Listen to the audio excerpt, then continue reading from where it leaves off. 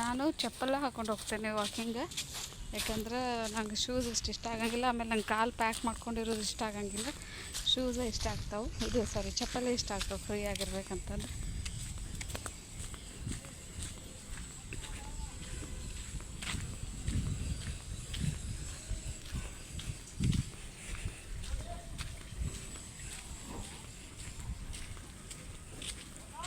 ಆಮೇಲೆ ಇಲ್ಲಿ ಗಾಡಿನೂ ಜಾಸ್ತಿ ಓಡಾಡ್ತಿರಂಗಿಲ್ಲ.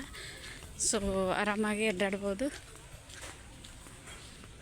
ಇಲ್ಲ ಅದೊಂಥರ ಟೆನ್ಷನ್ ಅನ್ನಿಸ್ಬಿಡ್ತೈತಿ ಗಾಡಿ ಎಲ್ಲ ಬರುವಾಗ. ನಾವು ಮೊದಲು ಎಲ್ಲರೂ ಸೇರಿ ಹೋಗ್ತಿದ್ವಿ, ಮಕ್ಕಳನ್ನ ಕರ್ಕೊಂಡು. ನಾನು ಹಸ್ಬೆಂಡು ಈವ್ನಿಂಗ್ ಹೋಗ್ತಿದ್ವಿ.